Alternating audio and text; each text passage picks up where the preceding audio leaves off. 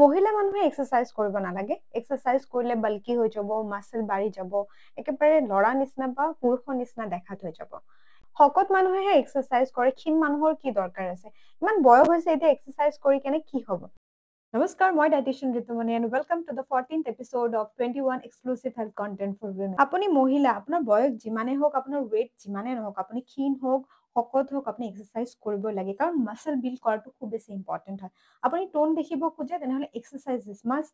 আপুনি বোন ষ্ট্ৰং বিচাৰে, আজিকালি অস্টিওপৰিচিছ বহুত কমন হয়, বোন লছ হোৱা, সেইটো নিবিচাৰে তেন্তে মাষ্ট। কঁকালৰ বিষ নিবিচাৰে, বডি পেইন নিবিচাৰে, তেনেহলে exercise word training is must. আপোনাৰ থাইৰয়েড আছে, আপোনাৰ হৰমোনাল ইমবেলেন্স আছে, পিচিঅডি আছে, তেন্তে আপুনি ষ্ট্ৰেংথ ট্ৰেইনিং কৰিবই লাগে। আৰু মোষ্টলি ইম্পৰ্টেণ্ট, আপুনি মাইণ্ডটো যদি হেল্ডি কৰি ৰাখিব খোজে, বেলেগ কামবোৰ ভালকে কৰিব খোজে, ইমোচনেল বেলেঞ্চ বিচাৰে, তেনেহলে এক্সাৰসাইজ ইজ মাষ্ট। পাৰিলে জিমত যাওক, এইবোৰ ভুল ধাৰণাৰ পৰা নিজকে দূৰত ৰাখক।